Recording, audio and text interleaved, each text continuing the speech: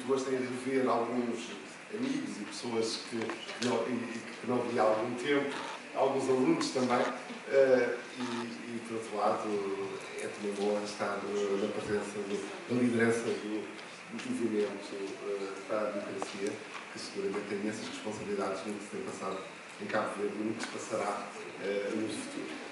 Tenho também o privilégio de voltar à Universidade de Lusófona, onde fui professor de 12 anos e onde fui diretor de uma faculdade durante 4 anos. E, portanto, é sempre um gosto voltar à casa onde nós trabalhámos e demos tanta coisa, depois de ter saído daqui há 2 anos, que já não estou cá, e, portanto, é sempre um gosto regressar e gosto de regresso com muito prazer. É um privilégio, por outro lado, que é cumprimentar os meus colegas de painel, é um privilégio falar ao lado de tão ilustres e históricos dirigentes da diplomacia cabo-verdiana, que, ao contrário dos primeiros tempos, é hoje uma diplomacia muito sofisticada e das boas diplomacias que há neste mundo. Portanto, não vamos, este número de anos aqui a fazer, não é verdade. Nós estamos do outro lado e vemos um grande corpo diplomático que terá as suas falhas, vocês é que o sabem avaliar, mas do ponto de vista dos resultados não tem. Mas os dois oradores do meu painel puseram bem a questão, formularam bem o problema. O problema é que Cabo Verde está, de facto, numa encruzilhada nesta altura, e uma encruzilhada que define a história e que define, por outro lado, a economia. E temo que nestas encruzilhadas, às vezes, se tomam posições muito extremadas.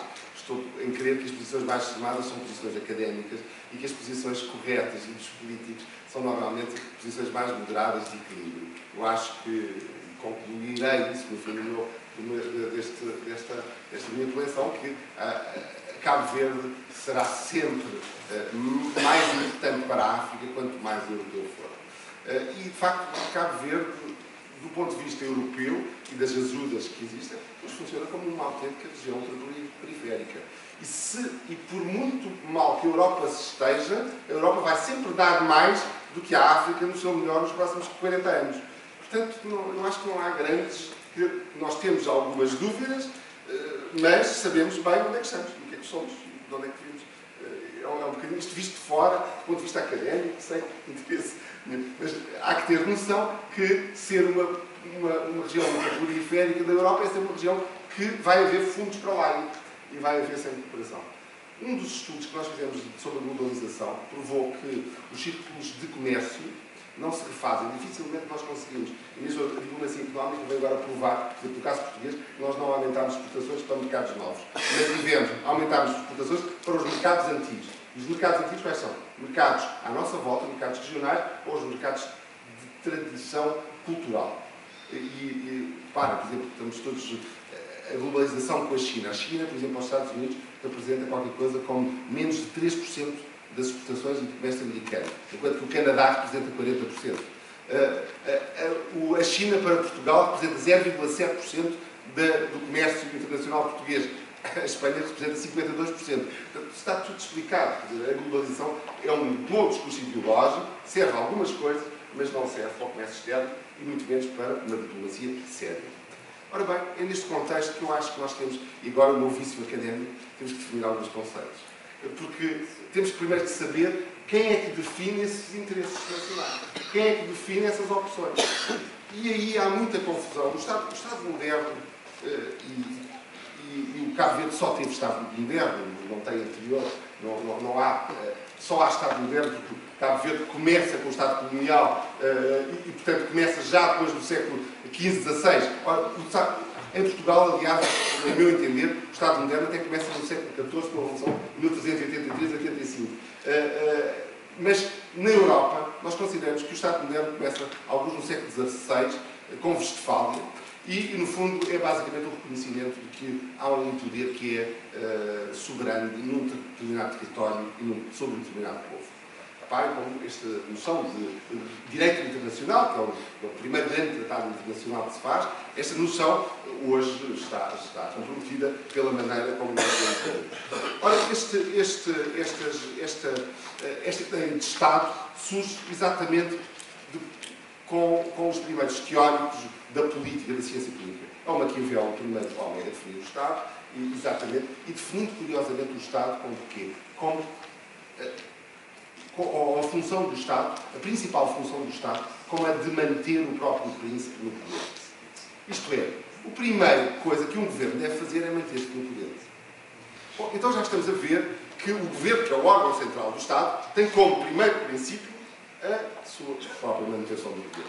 Bom, houve críticas e falta saber se essa manutenção pode ser feita a qualquer preço. Ou se há razões, se há valores que são anteriores a isso. Os valores do direito à vida, o direito à propriedade, o direito à liberdade, depois a liberdade política, os direitos do homem de segunda geração, ou os direitos sociais da terceira geração, ou agora estes chamados direitos sociais, os direitos de quarta geração, os direitos fundamentais de quarta geração, como o direito à identidade na internet, que nós já temos na Europa consagrado na Carta dos Direitos Fundamentais da União Europeia, e que ainda não está consagrado em legislação cabo-verdiana, deve estar. Nós temos estes valores que são anteriores à lei, ou eles nascem da lei que o Estado faz. O Estado limita-se a reconhecer esses direitos. Esses direitos são inerentes à dignidade humana, ou, pelo contrário, esses direitos são criados pela lei do Estado. Bom, eu lembro-me aqui em Portugal de um ministro, uma vez numa discussão comigo aqui nessa sala, dizer, bom, a minha ética, portanto, os meus valores são aqueles que estão consagrados na lei. Uma afirmação positivista e, portanto, a rejeição de valores anteriores a isso. Eu acho que não, a minha opinião vem da Universidade Católica e, portanto, tenho uma opinião de que, mesmo não preciso de Deus para isso, basta dizer que a dignidade humana exige naturalmente que eu seja livre, que eu tenha direito à vida e mesmo todos os sistemas jurídicos implicam, são sistemas, mas já estou a dizer que são sistemas, são uma hierarquia, são uma estrutura com uma hierarquia e que, portanto, têm alguns valores. E esses valores do próprio sistema já são anteriores à própria norma que se vai criar. Portanto, mesmo a própria ideia de ordem implica a ideia de sistema de normas, implica a ideia de regras.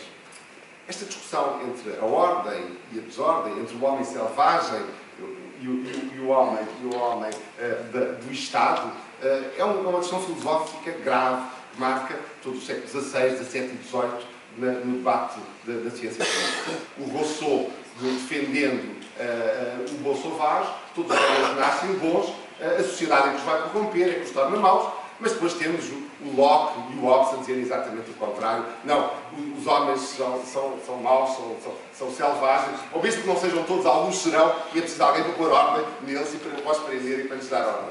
E, portanto, mais extremista, menos extremista, e é esta a divisão entre a esquerda e a direita, clássica do século XVIII, entre os liberais, que eram contra um Estado pequeno, porque o Estado corrompia a sociedade, ou aqueles que eram mais de direita, que achavam que era preciso um Estado que criasse um homem novo, um homem capaz de ter valores e de poder fazer o bem. Ora, como é que as pessoas, onde há homens, há sociedade, onde há sociedade, há normas, onde há normas, há uma hierarquia de normas, onde há hierarquia de normas, há valores. Ainda não chegámos ao Estado. Como é que vamos chegar ao Estado? Vamos chegar ao Estado através de um contrato social. Primeiro, o homem que propõe isto é o Rousseau, e depois o Montesquieu, a seguir com a teoria da separação de poderes. O Estado, já o Hobbes tinha visto, é um leviatão, é um monstro que tende a crescer, não para, e está sistematicamente a ocupar o lugar das pessoas e dos privados. Portanto, há que o limitar. O Montesquieu responde a isso com separação de poderes. Bom, o Rousseau traz uma ideia muito moderna, essa ideia de contrato social. Depois que caiu de moda, no século XIX e no século XX deixou-se cair, eu retomo essa ideia de contrato social para chegar às novas concepções do Estado moderno, em que, de facto, nós hoje já não estamos a discutir. Eu estou a saltar porque não tinha preparado um pouquinho mais de meia hora, portanto vou fazer metade, portanto deixarei depois o PowerPoint disponível para quem quiser. Ora,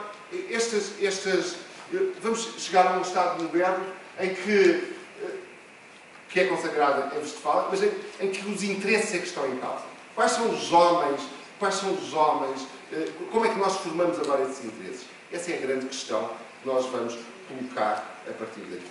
E vamos E a resposta que eu tenho, e tenho escrito bastante sobre isso, é que é através dos partidos políticos que nós acabamos por definir esses interesses. Os partidos políticos são um instrumento que medeia entre a vontade do povo e a elite política. Eu não acredito nisso. Eu não sou champiteriano, isto é, não é o povo que elege os políticos, são os políticos que compram o voto. E como é que o compram? Com um programa eleitoral. E o que é o programa eleitoral? O programa eleitoral é a definição do interesse nacional para os próximos 4 anos. E, portanto, o centro da questão, o centro da política, é como é que nós, não vale a pena termos ilusões, nós hoje já estudámos, isso eu fiz nos anos 90, nos Estados Unidos, os meus estudos sobre corrupção, e tive a ocasião, aliás, de estudar no Banco Mundial, de ver os primeiros tratados que incluíam a corrupção, os primeiros acordos internacionais do Banco Mundial que incluíam a corrupção como norma, só apareceram depois da queda do Muro de Berlim, porque até lá, contou-me o vice-presidente do Banco Mundial, que se passou com ele foi ao Mobutu e disse: vamos fazer um acordo, mas você tem que incluir, eu faço o financiamento, você tem que incluir esta cláusula. Eu passo já para o outro lado. E acabou-se a história. A diplomacia faz assim, não é? É uma defesa de interesses. Ora bem, esta ideia de que o Estado não é uma pessoa de bem. O Estado, em lado nenhum, é uma pessoa de bem. O Estado é um grupo de interesses que tem os seus interesses próprios. Que, em muitos livros publicados sobre essa matéria, e Paulo Costa, mas podem ver na net, como é que evoluímos. O Estado tem interesses próprios, ele tem empresas, ele tem negócios, ele tem pessoas para colocar, ele tem amigos, ele tem primos, ele tem interesses próprios. E tem sempre, não vale a pena estar a dizer que não tem. Nós somos cientistas, estamos na universidade, pelo menos. E, portanto, temos que olhar para isso como tal. Como é que vamos superar isso? Como é que vamos superar? E vai ter sempre. É um grupo que tem os interesses, is business as usual. Tem interesses próprios. Agora, falta saber qual é o objetivo desse grupo de interesses. É manter-se no poder. Maquiavel disse no século XV. As pessoas esqueceram-se de Maquiavel, que é o pai do Estado moderno. O Estado moderno é um grupo de interesses. O que é que aconteceu com o Tratado de Westfália, que eu há pouco mostrava, dizendo que foi aí que se fundou o Estado moderno? Bom, aconteceu uma coisa, a separação entre a Igreja e a política. E o que é que se passou a confundir? Não confundimos mais a Igreja, a religião com a política. O que é que passamos a confundir? A economia com a política. A Guerra dos 30 anos foi a última guerra religiosa, a partir daí começam as guerras económicas. Provavelmente não tinha que separarmos a economia da política, a economia não tem nada a ver com política, como a religião também não tem nada a ver com política. No dia em que separarmos isso, provavelmente também acabarão as guerras económicas. Este Estado moderno que aparece é um Estado de um grupo de pessoas que o controla. Agora, ele para ser legitimado, como é que se faz? O que é que ele tem que fazer? Ele tem que comprar o voto. Nos Estados democráticos nós resolvemos isso através dessa compra do voto. Não é sequestro do voto, nem é captura do Estado. Isso é uma linguagem que está na moda, mas que não corresponde à realidade. O Estado está sempre capturado, pertence a quem lá está.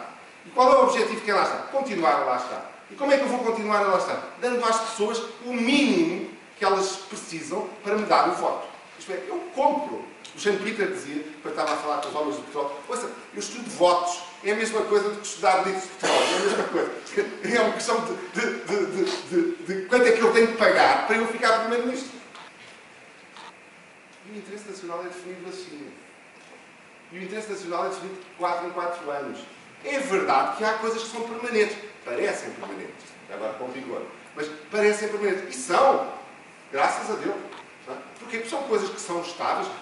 Nós não damos o voto a um político que não aceita aquelas regras. Um político que chega a Cabo Verde e diga: eu agora mudo para o Sahel e mudo para a África e não quero mais para a África, garanto que não vai ter os votos dos cabo-verdianos. Porque os cabo-verdianos sabem que a grande viragem que o seu primeiro-ministro fez é o desígnio histórico de Cabo Verde. E, portanto, romper com isso vai ser difícil. Ou mudar com isso vai ser difícil. Há valores que são permanentes, há valores que ficam.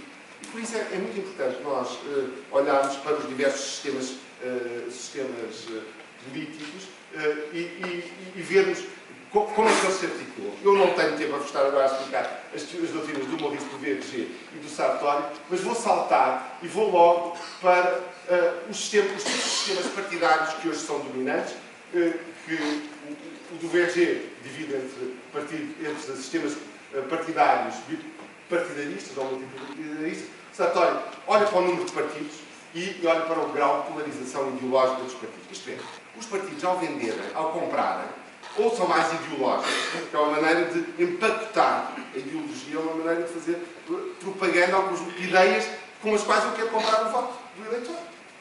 E, portanto, ou isso tem mais ponderância ou não tem. Este é que é o debate que estes teóricos vão fazer. Hoje, para mim, estas tipologias dos partidos são correspondentes a quantos grupos se organizam em associações políticas. Isto é, há tantos partidos numa sociedade quantos os grupos que o querem conquistar. E depois fazem uma cartilha de coisas que estão disponíveis para oferecer ao povo. E é daqui que nasce, portanto, os diversos sistemas depois são organizados, e são organizados porque são sistemas em termos de valores. E esses valores, volto ao meu começo, portanto, o sistema, basta-me o sistema para haver valores que eu tenho que respeitar e não os posso passar de qualquer maneira, porque senão vou ter o que eu chamo de Estados falhados, ou que o Adriano Moreira chama de Estados em declínio, ou Estados exíguos, que são, de facto, Estados que perderam essa lógica de valores dentro deles. Ora, nós, seguindo os critérios que eu não vou dizer as vantagens dos diversos, vou só agora caracterizar os três grandes sistemas partidários que existem e vou acrescentar aqui uma pequena análise de cada um dos tem o sistema eleitoral brasileiro, o sistema partidário brasileiro, que é um sistema partidário caracterizado por uma extrema fragmentação. Tem um sistema americano, que é um sistema praticamente bipartidário, que tem estas características que depois poderão consultar. Tem o sistema inglês, que é um sistema bipartidário que está a evoluir neste momento. O sistema bipartidário não admitia coligações. Temos o caso do Cameron, que faz pela primeira vez uma coligação. É muito interessante o que está aqui a acontecer e a dinâmica dos sistemas partidários. Temos depois o sistema alemão, que é um sistema de multipartidarismo moderado, aliás, parecido com o português e com o cabo-verdiano, em que, no fundo, existe uma competitividade bipolar, porque, apesar de tudo, é o SPD e o partido do CDU que se alternam no poder, mas, de facto, existem mais outros, nomeadamente os liberais, que estão ali e que dão sempre o seu contributo. Temos o francês, que é um sistema multipartidário extremo e quase autolático. Quer dizer, o sistema francês, o que se passa hoje na política francesa, é muito preocupante. Não sei se não estamos quase próximo do estado falhado do ponto de vista da política. E depois temos o sistema italiano, então esse já falhou mesmo, mas com o Renzi, cuidado que este Renzi, que é um homem que vem agora, também outro homem, que tem o apoio de Bruxelas, mas este Renzi que é transformado pelo seu bipartidário. Muito curioso, é muito estar atento ao que vai acontecer nas próximas semanas e meses em Itália. E temos o sistema português que todos nós conhecemos, é um típico sistema multipartidário. Temos o sistema angolano, que é dos poucos sistemas unipartidários de partidos dinâmicos. Já há poucos no mundo. E, portanto, é um país que está a evoluir. Acontece sempre nos Estados transicionais que tiveram guerra civil. Portanto, há aqui uma regra. Isto não é por acaso que eles são assim. E depois temos, então, o sistema cabo-verdiano, que é o sistema multipartidário, que os partidos mais relevantes são 3 a 5, e que há uma dinâmica também competitiva bipolar. E, portanto, há a tendência natural para este acentuar de Não vou entrar aqui na história de Cabo Verde, que vocês sabem melhor, mas fazia parte, eu, naturalmente, ter aqui algumas referências históricas a Cabo Verde e às personalidades, nomeadamente ao Dr. Carlos Veiga, e temos aqui os principais partidos com as suas datas de fundação e o sistema partidário. E porquê tudo isto? Ora, interessa-me agora só, quase a terminar, que os partidos políticos hoje estão-se a afastar desse contrato social, da tal ideia que eu fui recuperar do Bolsonaro. E ao afastar-se, isto, portanto, estão-se a afastar do seu programa eleitoral. E isso está a criar descrédito nos partidos nacionais, dinâmicas extremistas, subordinação das políticas públicas ao ditado europeu, da OCDE, ao Banco Mundial, ou ao consenso de Washington, através do Fundo Monetário Internacional. Isto é para o mundo inteiro. Há uma tendência para a formação de grandes coligações ou de blocos centrais, o apelo aos consensos, o apelo dos nós temos que juntar todos e estar todos juntos, em vez de haver programas, ao invés de haver compras de voto alternativas. Isto é tudo, cheira a fim de ciclo, ou cheira a que se perdeu a noção da política. E o que é a política?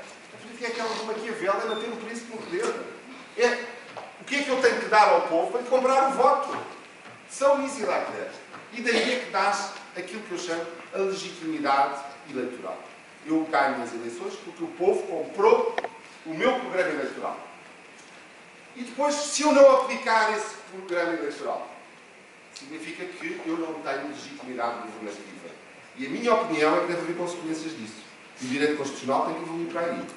Quando um governo toma posse, porque tem legitimidade eleitoral. Mas a seguir, a legitimidade governativa decorre da defesa do interesse nacional. O interesse nacional é definido pelo programa que foi votado. Se ele não cumpre o programa, deve ser demitido pelo Presidente da República. E nós estamos hoje, na Europa, com este problema. Temos governos com legitimidade eleitoral sem legitimidade governativa, que estão a governar contra os seus próprios programas. Ora, aí não há, como cientista político, como doutor em ciência política e como jurista, não tenho dúvida nenhuma em afirmar isto. E, portanto, há que ter aqui uma interpretação sobre isto.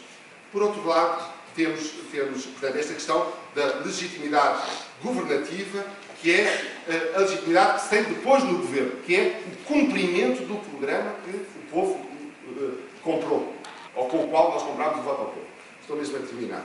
Temos, portanto, esta questão gravíssima, que é a elaboração de que nós, nos partidos políticos, não ligamos nenhuma, e eu também, no meu, isso acontece, aqui em Portugal, nós não ligamos nenhuma ao programa eleitoral. Ora, o programa eleitoral é a coisa que mais respeito nós temos que ter, porque é o contrato que fazemos com o povo, porque é aquilo que é a definição do interesse nacional nos próximos tempos.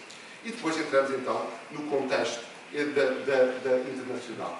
Ora, definido, é evidente que há esta legitimidade interna, que é a legitimidade governativa e a legitimidade eleitoral. E depois temos uma legitimidade nova, que aparece hoje com a globalização, que o embaixador referiu, e que são, de facto, no contexto do interesse nacional, hoje, entram novos valores, que já não são os valores da diplomacia antiga, da diplomacia da bipolaridade, em que o interesse nacional era muito identificado com interesses permanentes, mas internos. Hoje, há valores internacionais que nós temos que defender. E aí entra uma terceira legitimidade, que é a legitimidade externa. E esta legitimidade internacional ou externa tem que ver com aquilo que o Sr. Embaixador dizia há pouco, com a credibilidade do Estado. Isso é muito importante, porque isto leva a que, mesmo sem legitimidade eleitoral e sem legitimidade governativa, eu, com base na legitimidade internacional, posso, por exemplo, fazer o Kosovo, ou posso fazer a Crimeia, ou posso fazer intervenções externas. E, portanto, temos hoje uma legitimidade nova, desde 2001, vamos dizer assim, com a chamada guerra preventiva, que vem mudar o valor das legitimidades tradicionais. Portanto, eu achava muito moderno, porque se tinha separado as duas legitimidades, eu tinha arranjado esta ideia que o voto se compra, não é a minha ideia, do St. Peter, mas que o voto se compra e não são os eleitores, não escolhem ninguém, escolhem, compram, vendem o seu voto a um conjunto de interesses nacionais.